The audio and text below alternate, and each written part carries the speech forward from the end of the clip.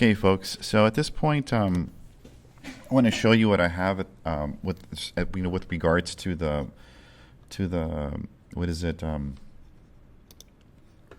reference photos. When I go to page 1, and you'll see that, for example, the visibility of the folder itself is turned off. So I can easily click this image, and then you'll see my reference photos for every page. So page 1 is up here, and you'll see that, for example, what I've done is I've moved the the photos right next to whatever it is I plan to draw. I can easily turn off page 1 and turn on page 2, and then from page 2 I can easily turn off page 2. Page 3 right here is in the lower left hand side, because the whole canvas has been twisted around. If it looks a little cluttery, it's okay, because if you have your move tool selected, you can easily, for example, grab panel 1, which happens to be this panel, and this panel represents our character dropping the nacho fries or the whatever, the gross food, and walking towards the other character. Panel 2 is right here, and again, I can use my move tool to move separate layers within this group around. So that's something I want to just get across. I mentioned it in the previous video that these took me easily a good hour to do, because I have to pose out the characters, and I'm going to have a little bit of a challenging time to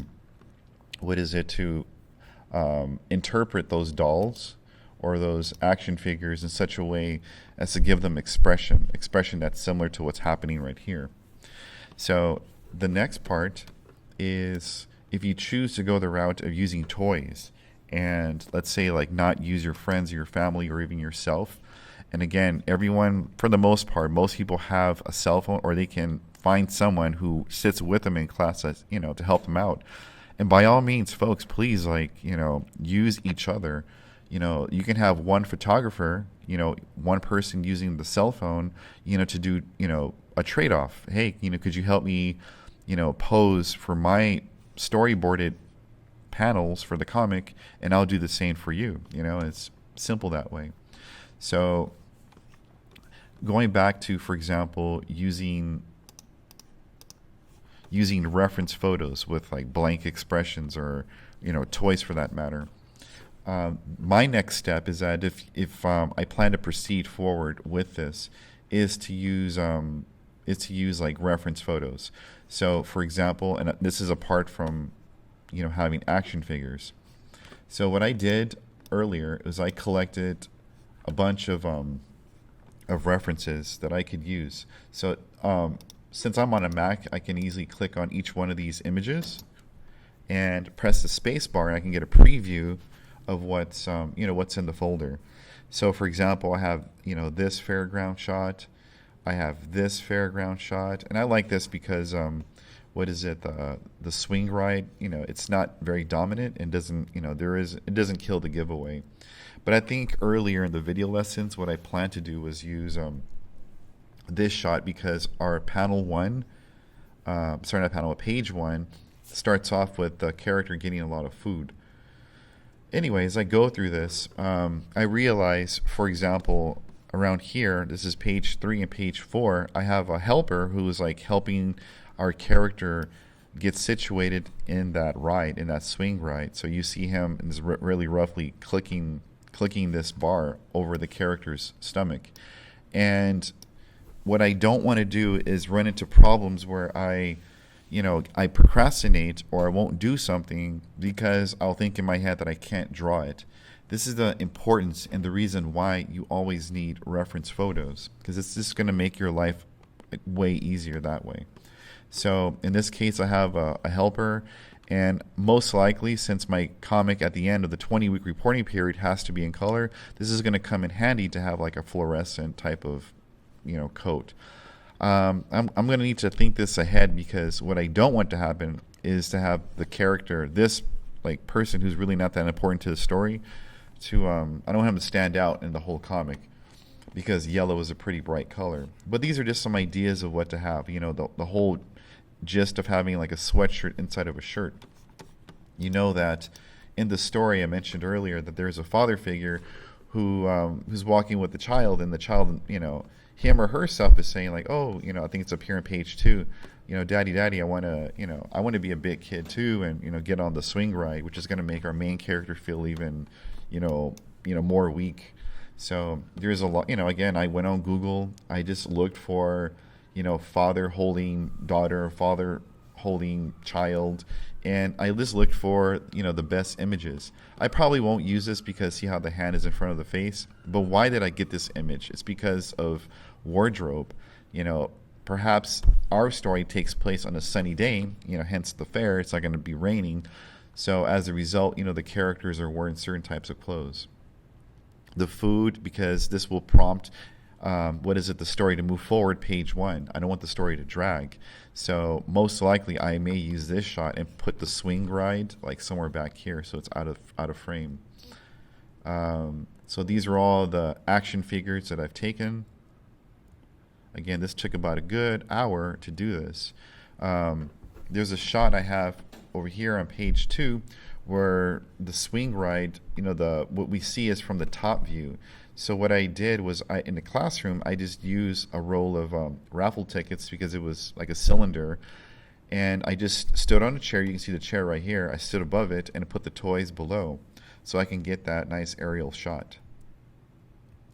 And again, these are all influenced by the reference. By the rough drawings that I did.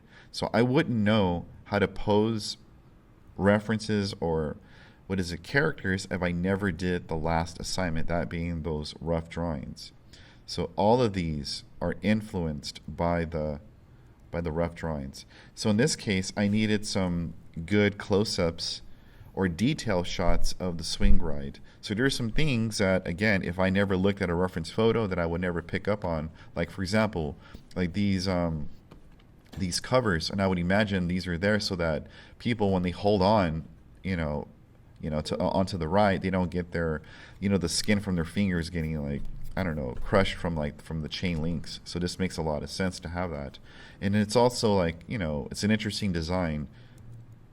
Here you see like more of a, like these seats look more, like kind of like lawn chairs. So look at the design of this as opposed to this. So I don't know which one I'll use, but it's nice having options that I can draw from.